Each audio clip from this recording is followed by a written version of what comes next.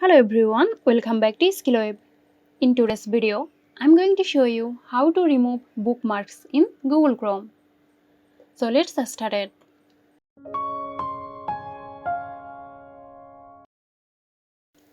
Start by opening Google Chrome.